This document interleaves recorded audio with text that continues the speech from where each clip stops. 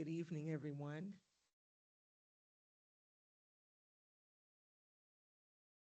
Time right now is 6 p.m. We're going to add and start it with the so I'm going 626 Patient Combined Work Session and Board meeting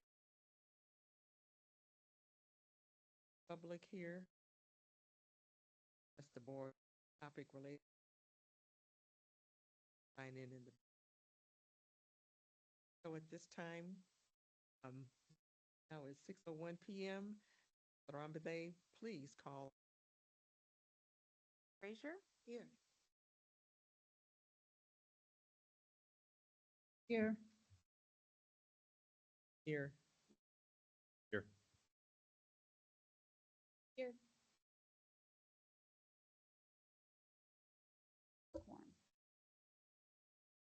At this time, we are going to stand for the Pledge of Allegiance.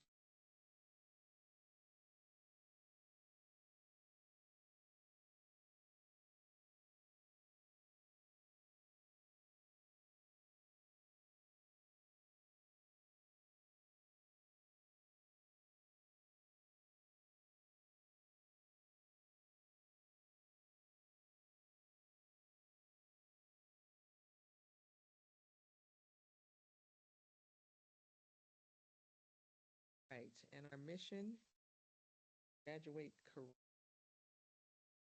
graduate college and career-ready student attitude and behaviors to proceed and to. Now we are moving on to item 3. Right now, I just to approve. Madam President, I move to approve the agenda as presented. Second.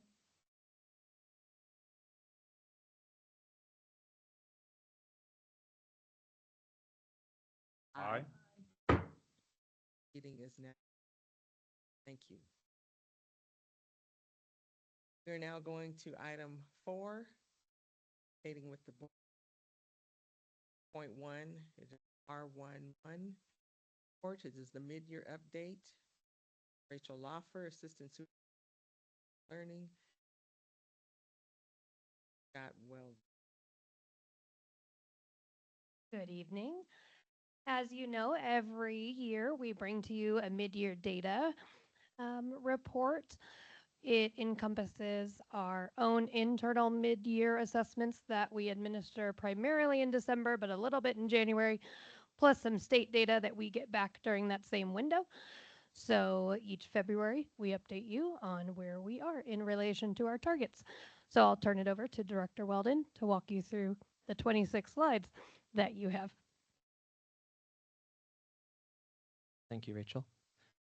So we have iReady that we assess beginning, middle, and end of year, and that's in grades K through 8, both reading and math. We set targets for achievement and growth for every grade, and we report to you how we're doing at the middle of the year. At a broad, high-level overview, we are basically doing as well as we were last year. There's nothing too shocking in the data. Achievement targets, obviously we have to grow to get to the end. Kindergarten makes a lot of growth between beginning, middle, and end. Slows down as you get older. The growth targets we do adjust for middle of year. We're only expecting them to have hit half their growth for the year because half the year's gone through. And then we do have our idealistic target that all of our students will hit their growth target.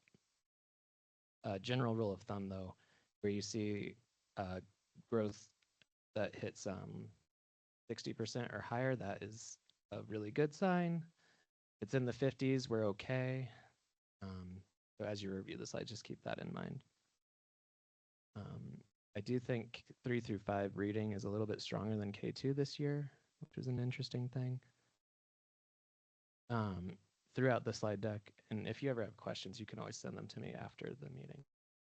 We do district, we plot where the district is for each grade level, and then we give you the plot that shows every school. So there's a lot of variability in our schools where they are on these plots.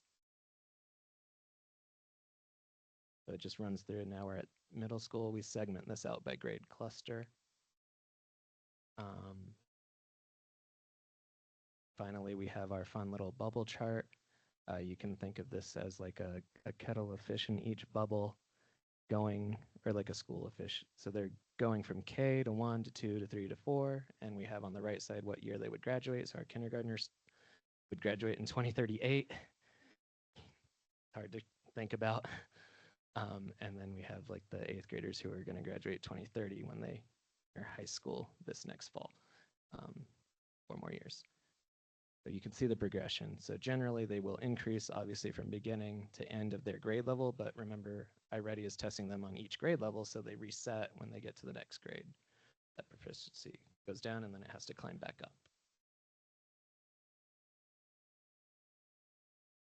Then we have the exact same slides, but for math. I won't spend too much time, because there's really not much else to say. We had the same bubble chart here. The other big test that we do that the state tracks is DIBELS for our K3 READ Act. DIBELS is actually showing really strong results. We have less students with significant reading deficiencies, and we have more students that are on or above grade level. There is a middle range there where you're not significantly behind, but you're a little bit behind. That's why we don't present that number. We present the kids who are way behind and the kids who are on grade level. So in almost every case, we have average or above average growth scores there.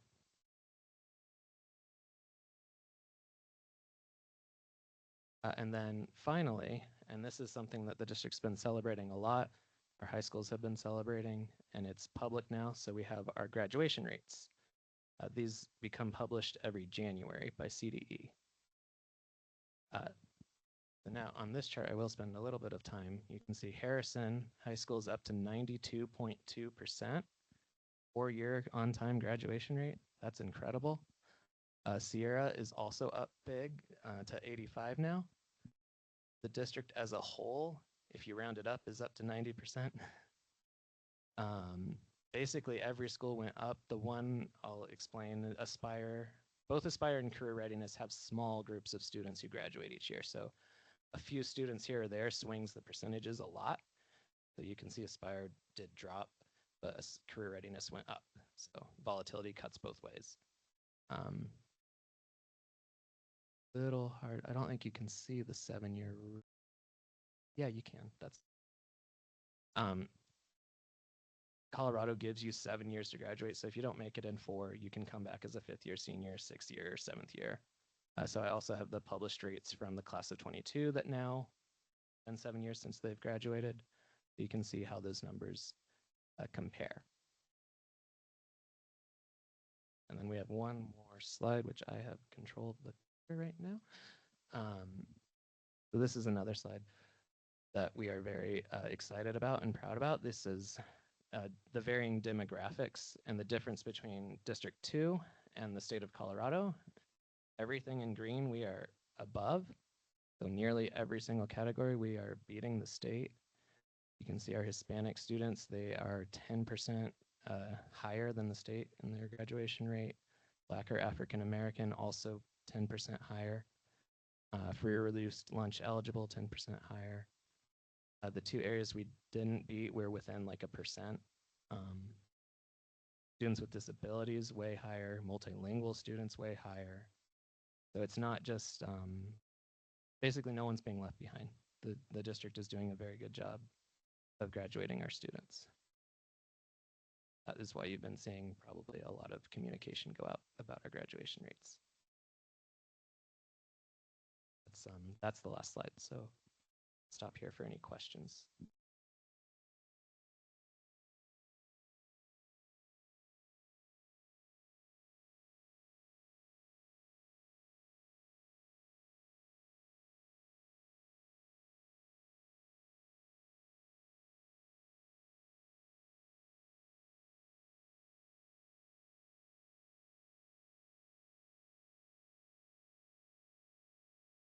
I mean, we're looking at each other, has anything to say, um, other than, obviously, this is phenomenal. Just so happy to, we're all just so happy. So congratulations and to Dr. Berhansel and to everyone that has worked so hard to get us to this data. I mean, it just kind of speaks for itself. And even when we get our chance to talk about our trip to Washington, D.C., the things that we were able to share with others about the great work that we do here in D2, we're just very proud to serve this capacity. So thank you again for everything that you've done. Excellent report. I was just excited when I saw, because, we've been seeing the graduation rates, but when I saw looked in at the agenda and saw the breakdown of our, the students who are just making it happen, and we know they can. And so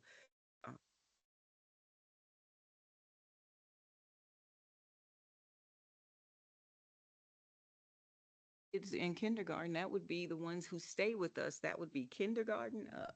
We all have a hand in great. And I'll just share from the back row. Um, you know, every time we have success, we get criticized. And so I was asked by a Northern Colorado Springs superintendent, how'd you do it? Did you make it easier? Every time, every single time. And my response is come see our schools. I can't explain it. You have to come meet our kids.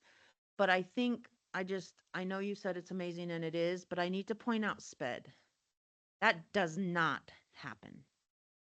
And when I'm talking SPED, you've seen some of our special friends who have some serious barriers to learning, but yet they're right in there. They have teachers, they have staff, they have support. Like we take everyone who comes to our doors and 90% are graduating. It doesn't matter what your barrier is. And that's not happening anywhere across the state. Some of our future governor candidates have reached out to me and asked, like, what is the plan to make everyone do this? I said, you can't because the culture and the mindset isn't there. This is great, but we have to get the mindset that every kid can, and that's what we believe here. To not have learning gaps or academic gaps, we've known that for a long time in D2 because we've not had the gaps. I will say our gifted students, we don't have many, so that's another low end number compared to the state. But just super proud of the students that whoever comes to our door, we educate and we close that gap. And, we've talked about, we have kindergartners that don't know their name or are not even potty trained or have never been in school coming in third grade. But yet, whatever time we have with them, we get them across that line so they can go into society successful. So just super, super proud of the work of our team. And this, it's not unintentional or unstrategic. It's what we do with our budget. It's what we do with our support. It's where we put our energy. And Scott won't talk about it, but his data mind and his team is crucial to this because it keeps us on track of who's on track to graduate or who's on track to drop out and what do we do to catch them in between and what are the warning signs. So Scott's work has been remarkable in getting us to this point, and he'll never say that, but I'm going to say it for him. I will ditto that because I have been a product of success. So thank you. I also just want to say with that data, President Michelle Wills Hills definitely said it. We use that graduation rate, when we met with our senators and representatives to say that public education for all students does work. And this is the biggest story that we can tell as a district, as a Title I district, that public education does work for all students.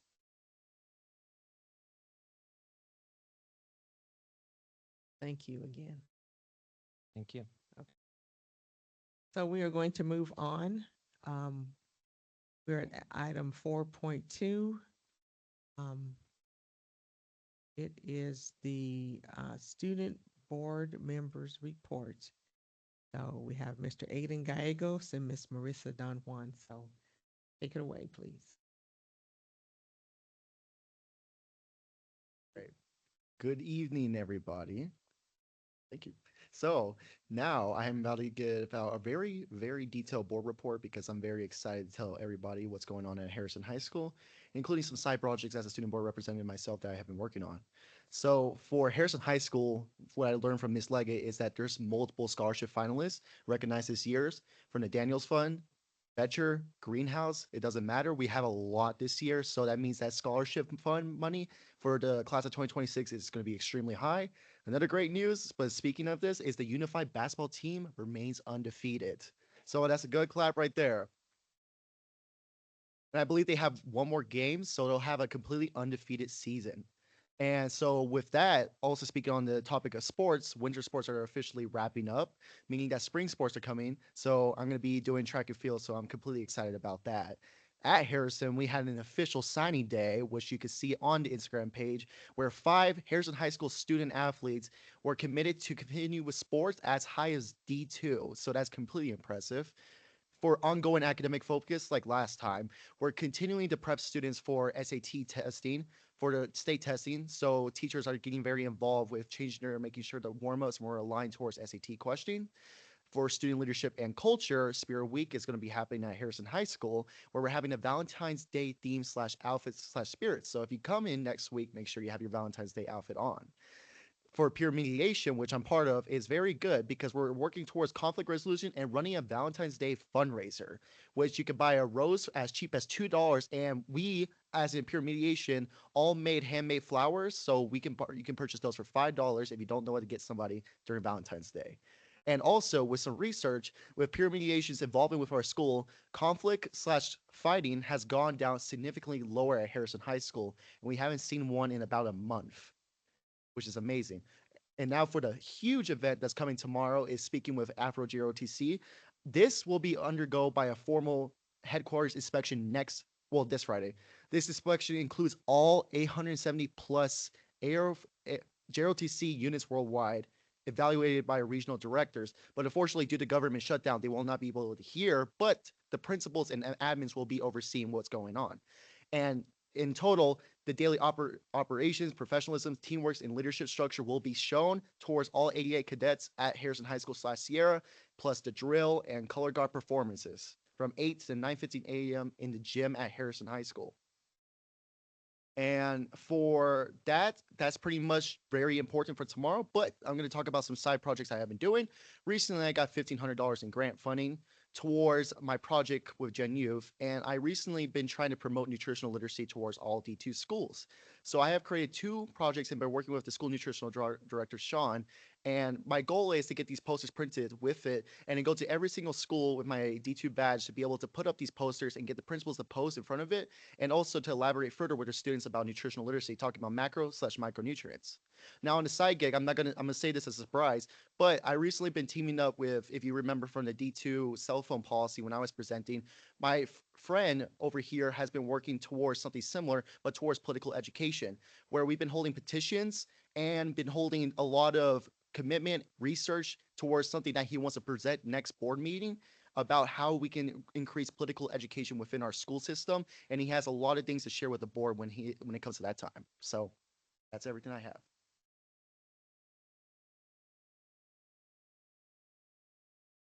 Okay, I want to start with some celebrations. So as mentioned earlier, our grad rates did come in, and Sierra was at 85.2%, which is the highest in school history. And I just really wanted to shine light on that. I think that's really important.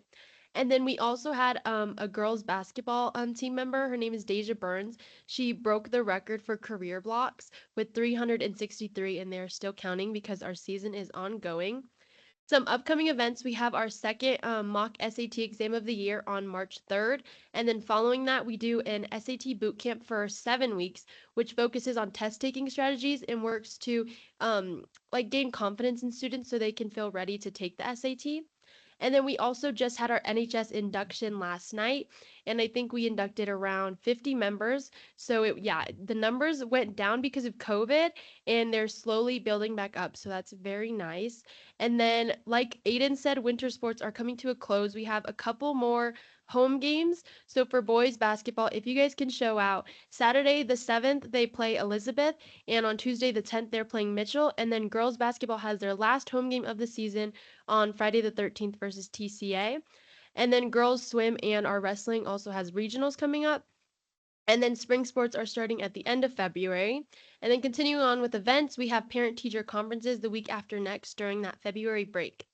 And then I also wanted to mention we are hosting a Panda Express fundraiser next Wednesday on February 11th.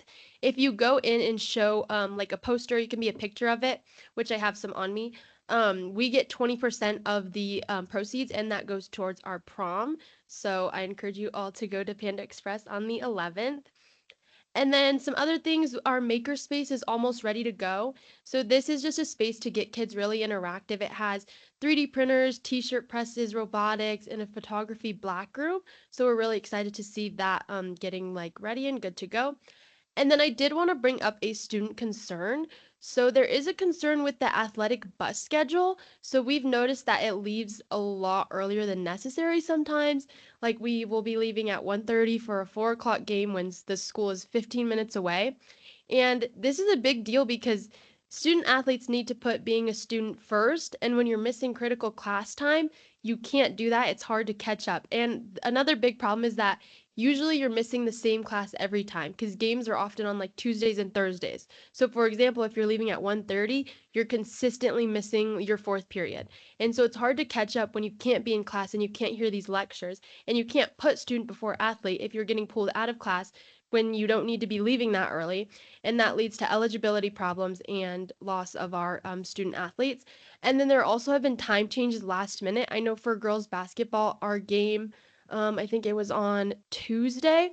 We were supposed to leave at 2:45 and it got changed and we ended up leaving at like 1:30 and we were sitting in the cafeteria of the other school and it's just unnecessary when games are way later and it's hard to catch up on the work when you're missing it. So that's definitely something that students have been concerned about and yeah, and I think that should be worked on getting resolved.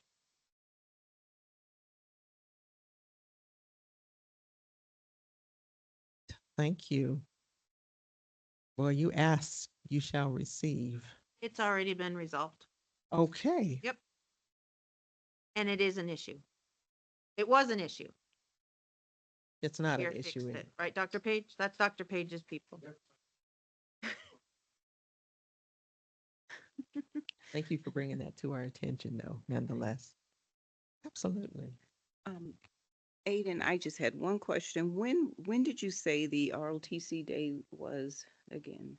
Yes, it is tomorrow, 8 a.m. at Harrison High School's gym, and I believe everybody here should definitely attend, especially with how many cadets are there willing to present and show off their leadership and also their skills that they've been practicing for a while.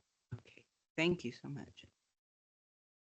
I was speaking to the tech sergeant, I think that's what his rank is in the Air Force. Earlier this week, they have some new cadets who just joined this week, and so they were going through practicing the motions and moving in formation on Wednesday. The district admin meeting was also at Zalman that particular day, but I believe Mr. Rocha will be standing in as the inspector for the commencement of the ceremonies tomorrow.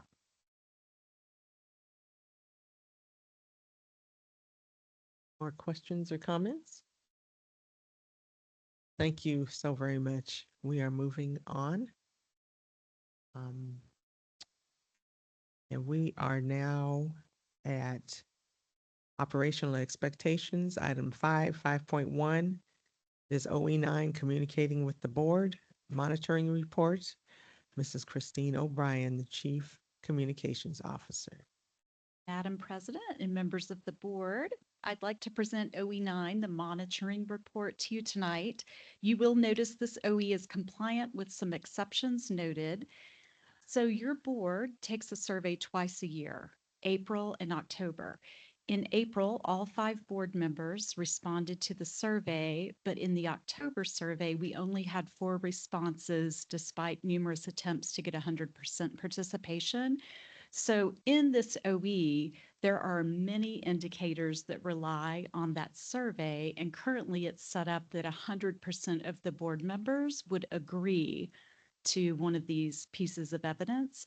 So you'll see everywhere where we've got the survey, it's in compliance for the April survey and out of compliance because one member did not respond in October.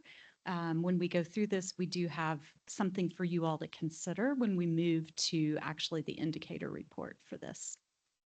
So if we proceed, I'm just going to cover everything else in this OE was in compliance as it should have been, but you'll notice 9.2 that we had an issue here. Not all of the board members in October answered, so we could not say that we were in compliance with you believing that you've been provided all of the information and communicated with in a timely manner.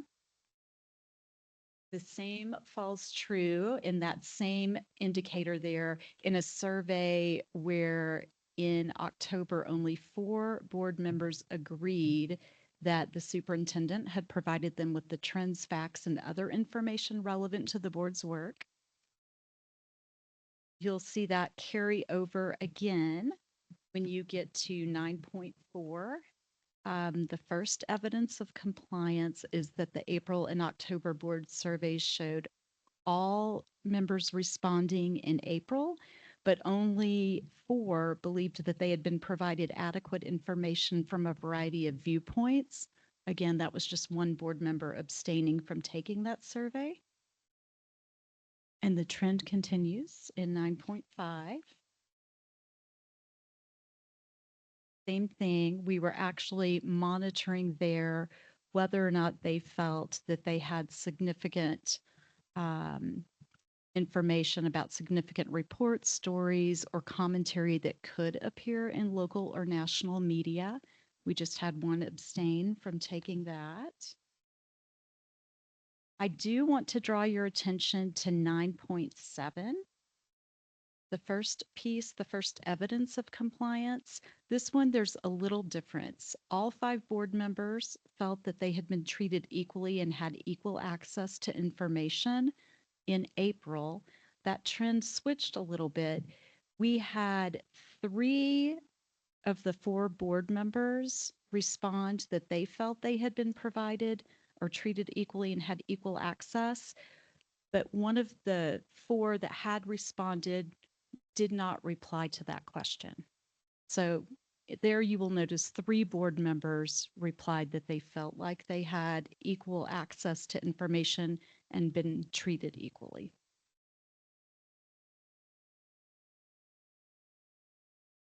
Same thing with 9.9. We just had 1 board member who abstained from taking the October survey. Everybody else felt they were in compliance and that they had been provided adequate information regarding administrative decisions that are delegated to our superintendent, but required by law to be approved by you, the board. And everything else is in compliance. So I'd be happy to take questions and then maybe offer a solution moving forward when we go to the indicator report. You said the board member abstained. So in essence, we'll be out of compliance should that occur again, unless we. If we leave the indicators written as they are now, and so maybe I'll just jump to one possible solution would be to switch these up so that we say of the board members who respond to the survey.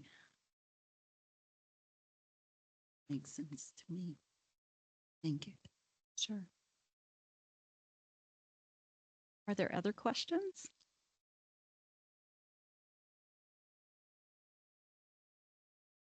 And I would just ask, what other way can we get board members to take the survey? Because this is now causing us to have an OE out of compliance that's not within our control. We have at least 5 documented reach outs to the board and still no response. And so if there's something we're missing, if there's a different way we can do it, please let us know, because this is important feedback both for you all as a board as well as for us to hear. And we're kind of at a stopgap because there's nothing else that we know to do to get the feedback.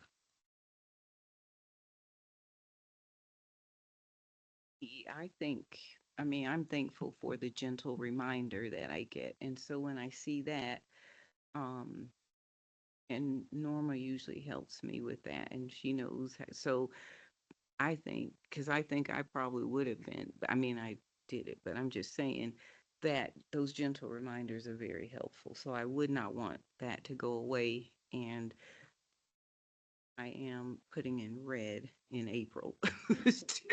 So. Thank you. I personally don't believe that there's anything you can do differently or more that you should have to do, that we own this one.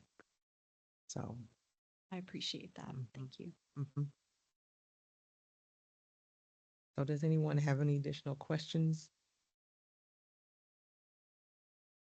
Right, we're moving on to 5.2. Oh, I'm so sorry. Ms. Arambide, could you please move this to the consent agenda? Thank you so much. 5.2 OE3, it is treatment of stakeholders, indicator report. Again, Mrs. Christine O'Brien. It is in your hands. All right. Well, we'll make this super short and sweet. OE 3.1, I am recommending that we change the district's attorney to the district's legal counsel in that first indicator of compliance. And then where it says and tracked via the communications department's Cora digital file, we just would like to propose that that is the district legal counsel's Cora file, because the communications department no longer tracks Cora request once we actually hired in-house district legal counsel. And I greatly appreciate these ladies to my left and to my right. And that's all. And that's all. Everything else we propose remains the same. Thank you. Does anyone have any questions? Right. Again, Mr. Arambide, if you could move this to the consent agenda. Thank you so very much. We are at item 6, public comment. I don't know that we had anyone to bring public comment on this evening. So we're going to continue on and go to 7, matters reserved for board action. It is Women's History Month that will be happening in the month of March. And we do have a resolution for Women's History Month. So if you don't mind, Mr. Williams, if you could read that on our behalf. Madam President, Harrison School District Number 2 Women's History Month Resolution. Whereas the advocacy efforts of the National Women's History Project led to an annual observance of Women's History Month, which highlights the contributions of women in events in history and contemporary society and is celebrated during March in the United States. And whereas women of every race, class, and ethnic background have made significant and historic contributions to the growth and strength of our society in countless recorded and unrecorded ways. And whereas the leadership of women in elected office, including the contributions of our own Board of Education director, serves as an example of community and civic engagement for girls and women in our community. And whereas women have been leaders not only in securing their own rights of suffrage and equal opportunity, but also in the abolitionist movement, the emancipation movement, the industrial labor movement, the civil rights movement, which created a more fair and just society for all. And whereas Harrison School District Number 2 believes in honoring the achievements of women during Women's History Month and throughout the year. And whereas Harrison School District Number 2 is committed to supporting efforts to improve opportunities for girls and women. Now, therefore, be it resolved that the Board of Education of Harrison School District Number 2 hereby proclaims the month of March 2026 to be Women's History Month in District 2. The district will observe throughout the year and through various programs and activities the contributions women have made and continue to make in our nation. In witness whereof we have unto set our hands and caused the official seal of Harrison School District Number 2 to be hereunto affixed this 5th day of February 2026.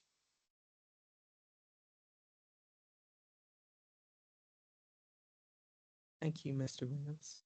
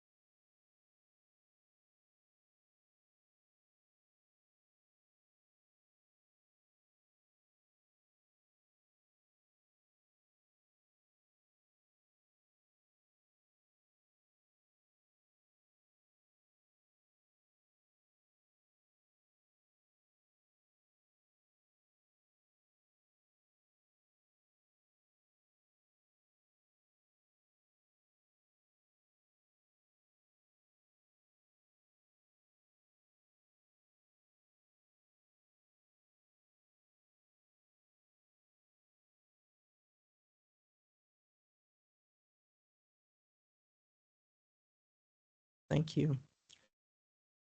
We're moving forward in our agenda to the superintendent consent agenda. Item 8.1, it is the February personnel and comparison report. And right now, I just need a recommended motion, please. Madam President, I move to approve the superintendent consent. Oh, Second. my apologies. I move to approve the superintendent consent agenda item as stated. My apologies. Motion to approve the superintendent consent agenda items as stated by Mr. Williams, second by Dr. Pam Robinson. All those in favor? Aye. Aye. It is approved. Item 9, it is the board consent agenda. 9.1, it is approval of minutes for board work session January 8th, 2026, and board meeting January 22nd, 2026. 9.2 OE9, communicating with the board monitoring report, Mrs. Christine O'Brien, PIO. Item 9.3 OE3, treatment of stakeholders indicator report, Mrs. Christine O'Brien. And item 9.4, I just need a recommended motion, please. Madam President, I move to approve the board consent agenda as presented. Second. Motion to approve and accept the board consent agenda as presented by Mr. Williams, second by Ms. Frazier. All those in favor? Aye. It is approved. Item 10, it is monitoring board performance. Item 10.1, it is the annual work plan.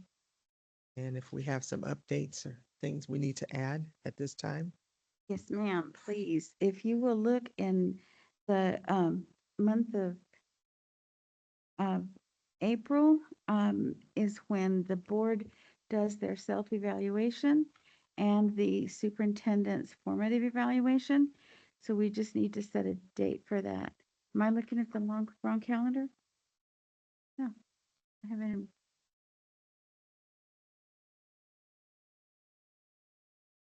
We just need to look at dates for a board retreat.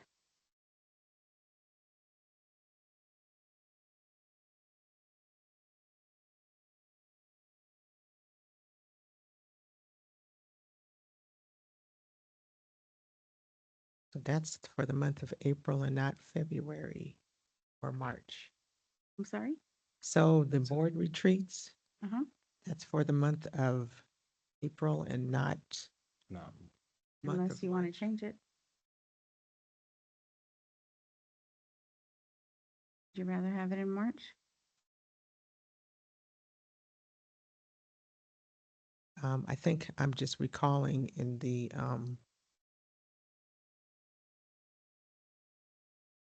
seeing the month of March in the They help me, what am I trying to say? Typically, it is the month of March. That's what I thought. Last year, it was pushed to April because you couldn't get together or something. But typically, and according to the contract, you need to do it in March for me. I'd like to stay in the month of March. So I just need some dates on when everyone would be available. At this time, my Fridays are open except for the week of the 22nd when spring break. So the 27th, I'm not open, but if we stick to Fridays, I'm open the 6th, 13th, and 20th. You should definitely get it done before the 20th. So Mhm. yeah, 6th, 13th, or 20th, those days are open for me as well. I'm good with the 6th or the 13th as well. I, as well, the 6th or the 13th of those Fridays work for me. Yeah, the sooner the So better. the 6th, Yep. Okay, so March 6th. our usual is 3:30. Does that still work for everybody? Yes. Okay, 3:30, the 6th of March. Thank you. Yes, ma'am. Can you let me know what you need from me so that you can Yes. complete that? That again is the formative, not the summative for my eval Correct. part. That's correct.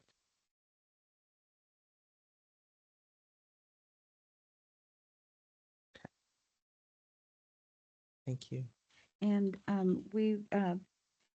last year for the month of June, we had a combined board meeting.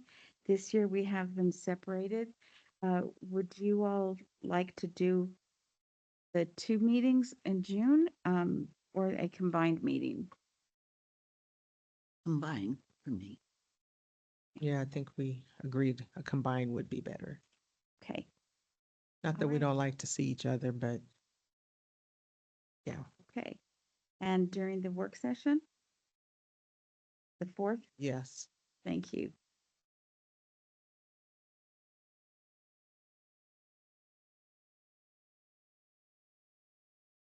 Thank you. If there's nothing else to add to the annual work plan. Yeah. I think upcoming also would be for student board reps for Harrison. Because Aiden thinks he's graduating and going somewhere else. Okay, very good. I was just seeing if Aiden was paying attention to me. We're gonna go on to item 10.2. It is board updates, and I think we have some things that we would like to share this evening. So we can start with maybe Ms. Tamayo and just work our way down. Great. For my updates, I'm just really going to talk about, I've been really enjoying my visiting the schools. Just really been enjoying meeting all the principals and the staff and seeing our schools in action. As a new board member, I'm just really honored to the ability to serve. And then I also attended, I went to the state capitol in Denver, and met with Mark Snyder, as well as Representative Dr. Regina English, to really discuss some of the upcoming state legislation that is impacting public education, and also talk about the state budget. Utilize the data that was provided to me through our board members, our board meetings, as well as student stories that I gathered from my meetings with schools. This is through the Colorado Association of School Boards. Next, I joined my fellow board members who attended at our nation's capital. We went and this just passed, we came back, yesterday? Yeah. To attend our nation's capital and learn more about advocacy and about what's happening on the nation's level in regards to the funding of public education and the IDEA, as well as a bunch of other issues that have been impacting our students and our families and our staff. So from my end, I met with and of course with Dr. Pam, who will discuss that as well. I met at the offices of Representative Lauren Boebert, Jeff Crank, and Diana DeGette, and we all met with at the offices of Senator Hickenlooper and Bennett. Those are the 3 representatives and 2 senators that I went to the offices of. Yeah, it's been a really great environment and culture, and I will continue to work hard looking at our legislation and continue to represent and share the stories of our students and families with our people and our representation of legislators. So let's keep public education alive. Again, just to ditto Emily, just been having a wonderful time going to these winter sports, wrestling and so on, and basketball, learning a lot, just talking to parents, and I will get into the schools more formally, but I just love just touching base with parents, the community, just trying to find out what the vibe is and how they're feeling about what we're doing. And it's just a perfect time to do that. I definitely want to thank our legal counsel for the talking points. They were well received. Matt Cook, our lobbyist for CASB, was very, I think, in his comments, impressed at the comments that we shared from the just talking about the amount of students that we serve here for special ed, the amount of money we get and do not get, and where we have to, as I told them, we rob Peter to pay Paul in D2, but we make it happen. And so we had a wonderful time up there learning about advocacy, and as always have a wonderful time visiting community functions and seeing the kids in action, our student athletes. In addition to, I'll talk about Advocacy Institute, but I had an opportunity to participate with the Superintendent Student Council. I'm always just blown away at those conversations, and I just glean so much from them. They give me hope for the future generation who will be taking over. But it's an experience, and I want to encourage other board members, if you have an opportunity to reach out to Dr. Berhansel and go and participate in those advisory councils. They're just, I don't, I'm at a loss for words, but I walk away from those experiences, and it's just like, wow, this really happened. And I understand why that's one of her favorite days of the month, just having that council meeting. And then in preparation for the Advocacy Institute, I did attend the Advocacy 101. There were virtual trainings on Mondays, so every Monday at 4 o'clock in the month of January. I was in the Zoom meeting where we learned how to prepare for a meeting. I've sent letters to all of our senators and our representative. Shock, one of them only gave me a form letter return. The other one, I did get some actual response letters. And the last one, I received nothing, but that's okay. We made our appearance, and I think I want to say that D2 was in the house when we went to visit with congressional staffers.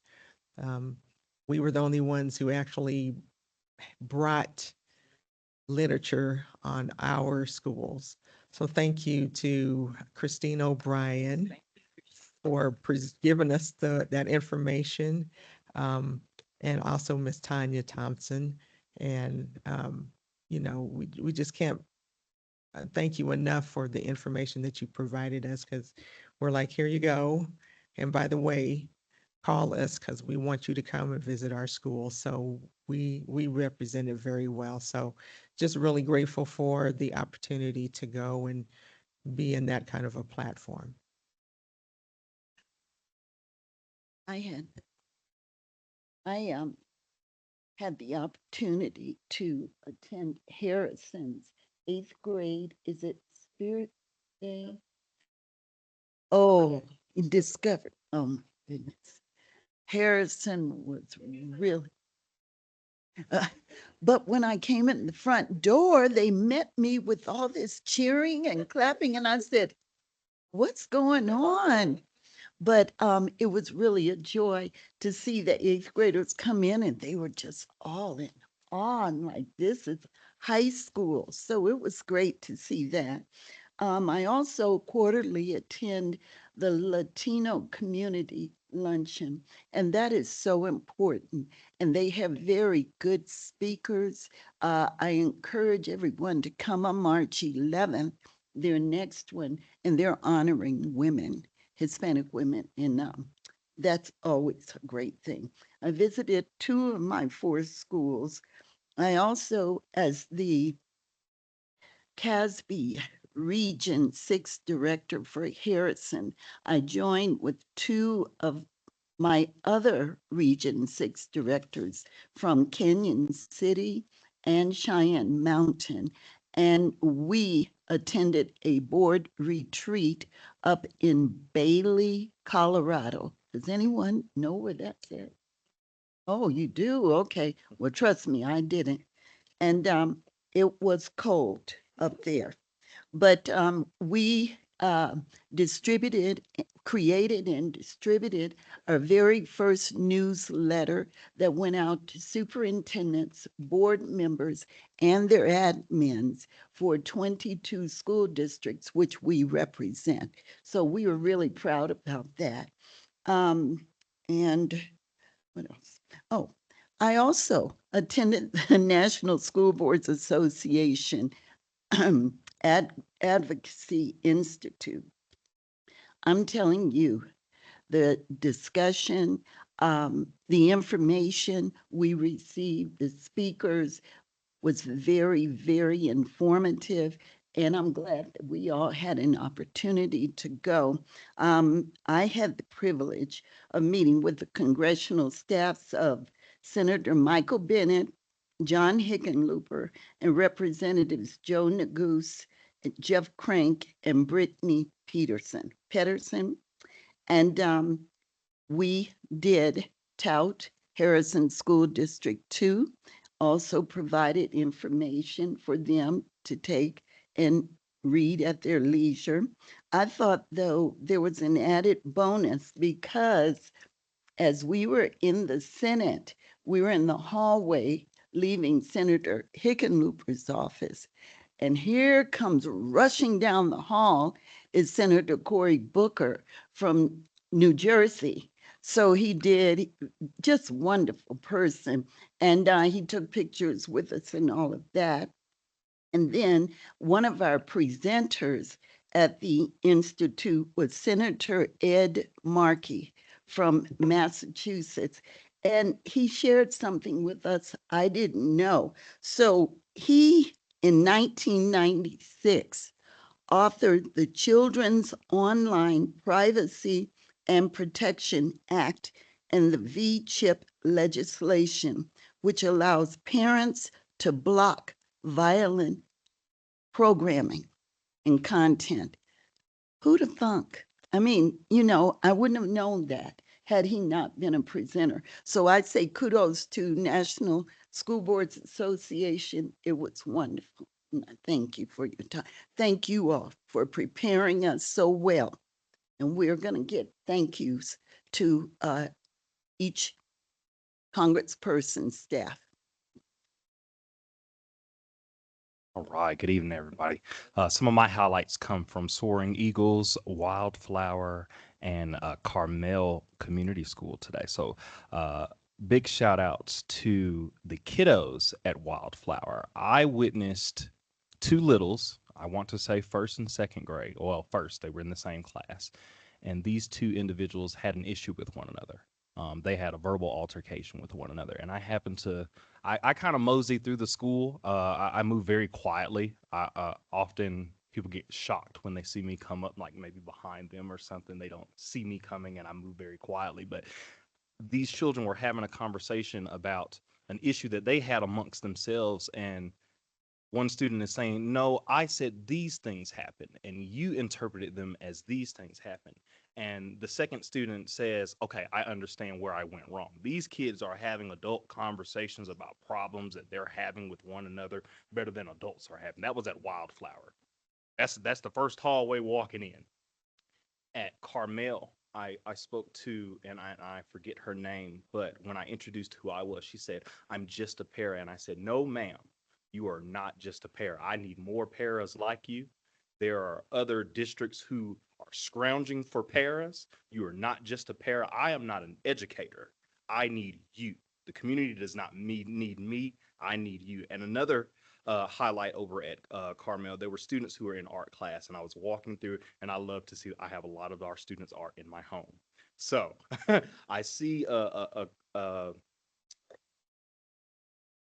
image that this student is working on, and he said, I don't really like it. And I said, I think it's pretty dope. And the art teacher was walking behind me, and she said, I said the exact same thing. And so we start speaking about this particular piece of art, and these kids really just need to be uplifted. Their artwork is phenomenal. I mean, I saw a flag where some students got together, and you know how you have the various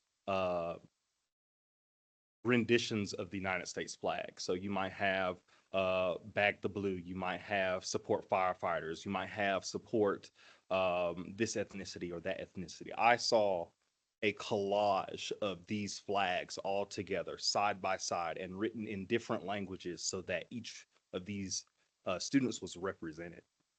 My final highlight comes from Soaring Eagles. I got to read to some of our littles in Miss Messick and Miss Kirby's class.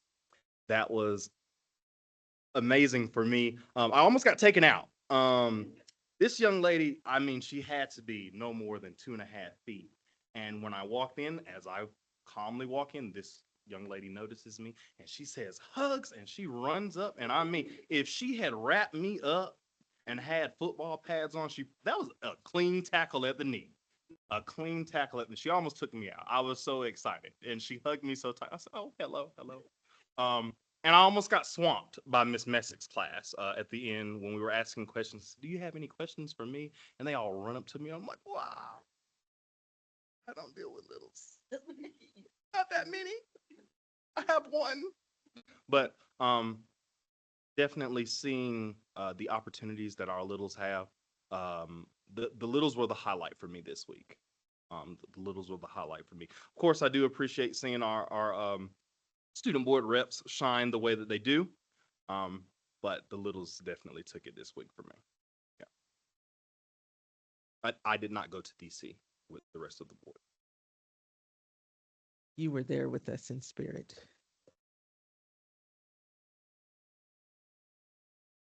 Thank you, everyone. Now we're going to go to the person who is sitting off to the side in the corner for legislative updates 10.3. So it is in your hands, Dr. Brahanzel.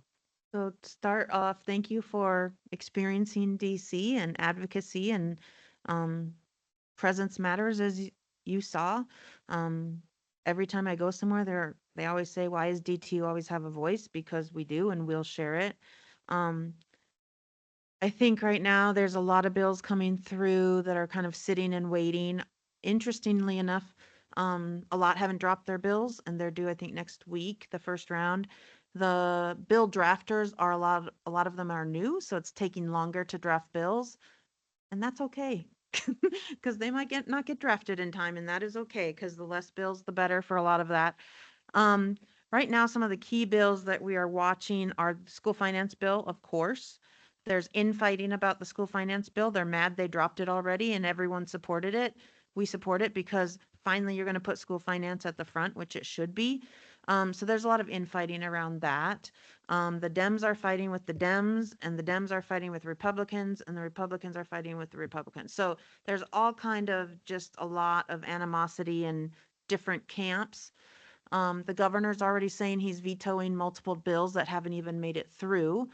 So that can be frustrating with all that effort. One of the bills that we want to support is it's an early childhood bill that eliminates kindergarten testing from being mandatory. And we would still do dibbles, we would still do some of that, but some of the other tests do not help us. They're not developmentally appropriate. They do not help with instruction. He wants to veto that bill because he doesn't think educators will actually monitor kindergarten learning if we don't have a bill that makes you do so. So there's just interesting political movements being made. The voucher situation is still a hot topic and very big concern. Waiting to see our governor-elect, what they will do with that. One governor candidate has said he will cancel it. He's the only one willing to say anything right now in public. And that is Bill Weiser. So he's the only one who has said he will get rid of vouchers on his first week. The others are not talking about it. And that's just pretty much where we are. Catherine got to testify for Senator Exum's bill on housing. And she got interrupted a million times with a million phone calls during, of course, but she did a good job. They were very happy to have her testify. Haven't seen any bills from our representative yet, so not sure what those will be about or what they cover. And that's pretty much it, just continuing to monitor and see where we are. From the federal side, you lived that last week. They're celebrating that the government came back. It's until the next time, and that's the frustration. And you saw like fighting for education yet again, like funding till September is great, but then September we have a crisis again. And so just the continued uneasiness of what are we really focused on. I think some of the big bills that have not got through yet, but we've given feedback against are Rep. Bacon's trying to do a lot of things that the federal governments are getting rid of, like 504s and equity work and some of the things you can do. She wants to do them at a state level. The state does not have the capacity to do so, and it's going to create a lot of legal lawsuits that come against districts because we will be mandated for certain things that the state can't help with. So there's a lot of Democrats trying to do things because of what the feds have eliminated. They want to bring them to Colorado and they want them in statute here without the systems to support. So a lot of those things we're giving a lot of feedback on. Dr. Stanley helped Rep. Hamrick with her bill because she met him when she came to our legislative update. So we have those connections and people are reaching out to get us to testify and get our opinion because they do know we will have an opinion and we will speak out. So we're still having our weekly legislative lobbyist calls with our group down here and getting feedback. So just ongoing, it's just beginning. There'll be a lot dropping in the next week, I would imagine, but because the bill drafters are kind of new, it's taking longer.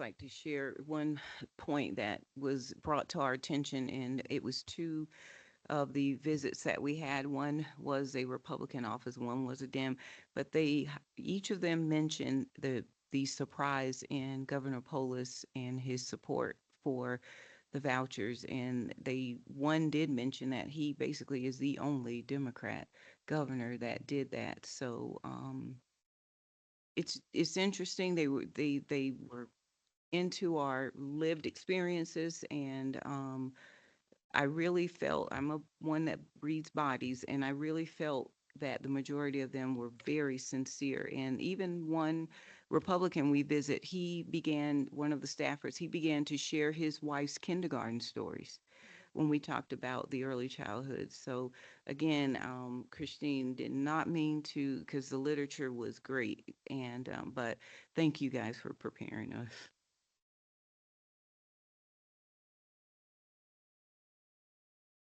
Yeah, I just wanted to say, like, as follow-up, this is a really spicy legislative season. And I would encourage those who are here and in the board minutes and the recording that, well, this is a work session and combined session, but please give us as many stories as you can. We are watching issues on immigration. We are watching issues with our gifted and our special ed, varying abilities students, all abilities students. We are watching all those very carefully because there's so much legislation that is coming forward that will impact staff, the payment of staff, the fully funded IDEA, all these things that um, education is an extremely hot topic. But we know, and I can speak from, the fellow board members when we were there advocating, is that education is really a great canary in the coal mine, but it's also the sensor and touch base for other things that are happening in the community. So there are a whole bunch of legislation that we are watching to ensure that we can maintain that seat at the table and that your stories, all stories from your staff, administrators, students, and families will be heard, because the personalization to come with data, but to also have personalized stories when you advocate is absolutely essential. The humanization of these numbers is critical to how we will maintain and also thrive and succeed and have the audacity to continue to thrive. So thank you again for all your hard work. We cannot do this without you. Thank you. Thank you, Ms. Tamai. We do know that there's 3 immigration bills coming, 2 from the Democrat side and 1 from the Republican side. We have yet to see them. They haven't been fully drafted. But we do know those were coming, and those will take up a lot of session time because those will be a lot of feelings about that. And then the other thing you talked about is SPED. So part of this with the 504 that they're trying to do is they're trying to make 504s like IEPs. That is a problem in so many ways. And you see how underfunded we are for our IEPs with IDA. Now you triple that with 504s. And 504s, for those of you who don't know, it's really anything that kind of takes away from your learning. It can be diagnosed by an outside doctor. It can be diagnosed by your friend who's a psychologist. It is very, very slippery slope if we go down that slope of allowing all those resources to go to any 504. One quick note that with the immigration, one of the offices we visited, and they definitely talked about the impact of the incidents in Minnesota.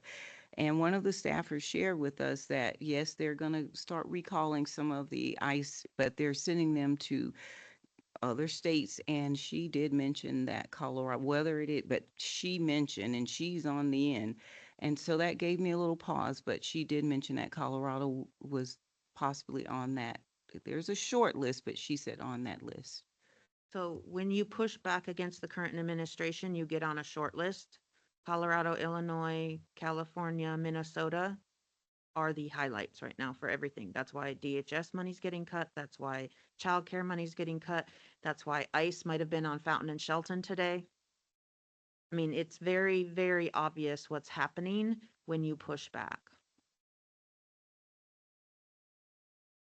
Just to add on that, though, it seems very grim, but from going to Washington and meeting with other fellow boards, as well as talking to people in the community around these issues, we have more friends and allies than we do have people who are attacking us. And I want to maintain that hope because it is the absolute truth. The reason why I went to some very outspoken legislators, because even though they may stand maybe on the opposite end of the spectrum of my beliefs or even what I see here in the district, our talking points and the way that we frame our issues and the language we use, we can gain way more friends and more allies. And I know that with all my being that is the case.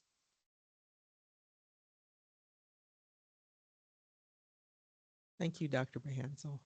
I think based on the experience that we just had, I can probably speak for others in saying, if you need us to come and testify or whatever help that you need, call us, let us know what you need. We'll be there. So. And thank you. It's exhausting. I know you got to experience it. It is exhausting, but you did have beautiful weather while you were there. So She's being facetious. It was 23 degrees. One day, -3. They don't believe in plowing the streets for real or the sidewalks. And apparently at the Capitol, they think that you're supposed to remove snow with a straight edge shovel and chip through it. It's like they don't know what a snow broom is or a snow blower, none of that. So, yeah, that part. We are now at item 11.1, and I just need a recommended motion, please, to adjourn. Madam President, with no further business, I move to adjourn the Board of Education combined work session and board meeting. Second. Motion to adjourn the Board of Education combined work session and board meeting by Mr. Williams, second by Dr. Pam Robinson. All those in favor? Aye. This meeting is adjourned. Thank you.